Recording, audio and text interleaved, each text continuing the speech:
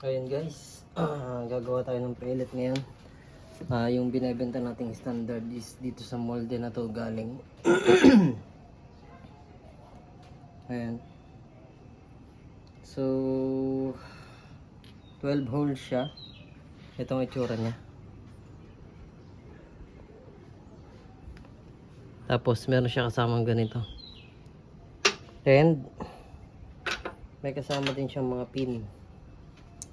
So isang flat at isang pang skirt, yung nagpoporma ng skirt. So ayan, dalawa. And then kailangan nyo ng may kasama na nga rin pala siyang screw. And kailangan nyo nitong pang ano niya, Allen wrench na pangkalas sa kanya at pang pasikip. So pag didikitin nyo lang to,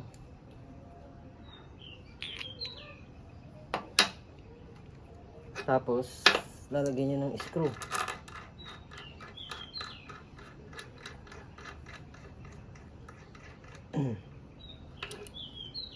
Tapos kailangan nyo pasikipin yung tornilyo niya.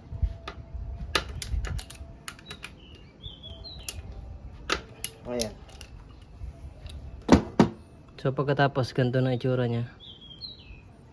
And then ilalagay nyo ngayon to sa ibabaw.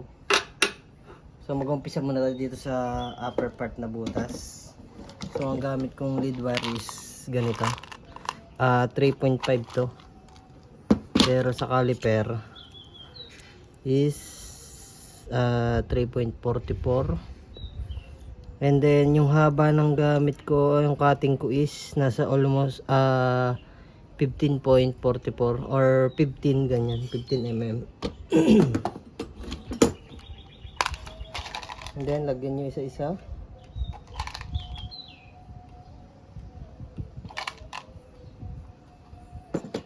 Tapos ang unahin nating i-punch is itong flat. So punch lang natin.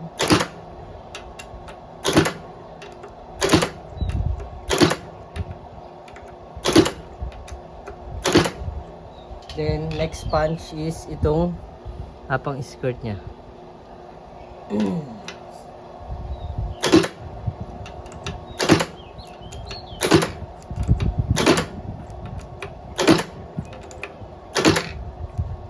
After nyan guys, tatanggalin nyo to. And ito na siya. Yan, meron na siya mga excess leads na lumabas. Ngayon, isasalin natin to sa kita ba? Pagkakat. So yan, pakita ko. So ang gamit ko is itong scalper ng Tolsen na 2 inches. 2 inches yan. So yan, lagi ko lang siyang hinahasa para laging matalas. So ganyan lang. Tapos ganyan ang kakalabasan niya. Pero sa akin, pinapunch ko pa ulit siya ng isang pang skirt para mas precise siya and mas maganda yung kalabasan ng skirt niya. Walang baliko. Ayan, tapos isang padaan lang ulit ng scalper.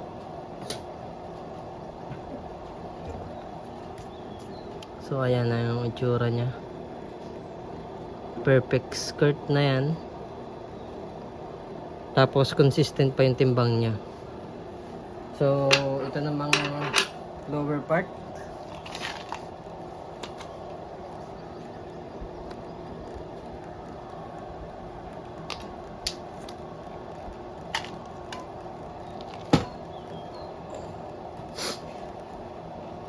Flat ulit.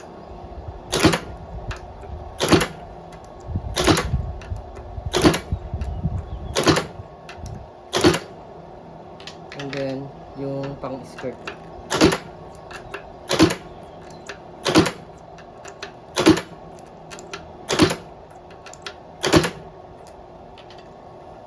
Ayan.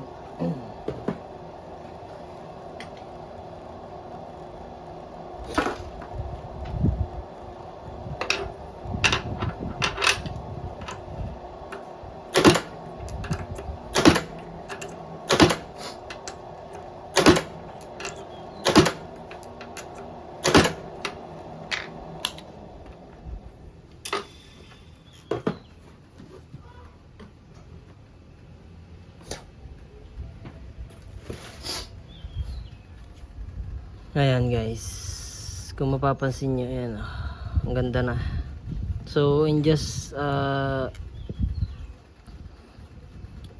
to 4 minutes meron na kayong 12 pieces agad na bala. So papakita ko yung process kung paano ko siya inaano. Ayan. So ito, alisin ko muna itong dalawang to.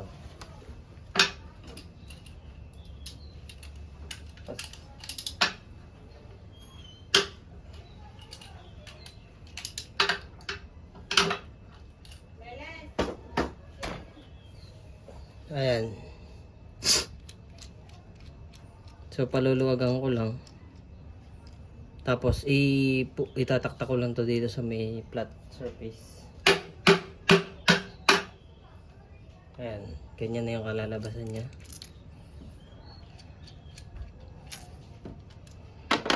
And then, ayan.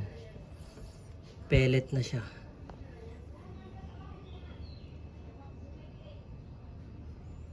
So, ito ay 18.5 grains. So, anuhin lang natin. Anuhin natin para matanggal siya sa mold. And ito na yung resulta. So, kailangan na lang itong i-polish. Ayan. Ganda ng skirt. Tapos yung head size nito, ang lumalabas sa caliper ko is 5.52, parang GSB.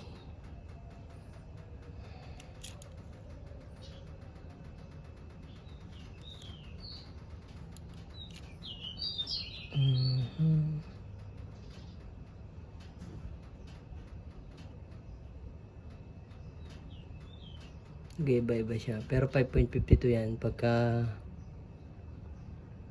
yan 5.52 or 5.51. Depende kasi minsan may ano yung ano ko ano, may 0.01 na ano caliper ko. So 5.52, and then pag tinimbang mo to nasa 8.5 to. So ganun lang yung process. Mabilis lang. So sa mga nagtatanong kung kailangan ba nitong machine na to kapag gagawa, ang sagot ko dyan is depende. Pwede kayong bumili niyan, pero okay lang din naman yung normal press lang. So ito naman is ano lang, para convenient. Nasa kwarto ko iyong mama, ba? Lula? So ito nga palang molder na ito boss is binebenta ko. So may mga interested, 25k lang binebenta ko siya, 12 holes molder.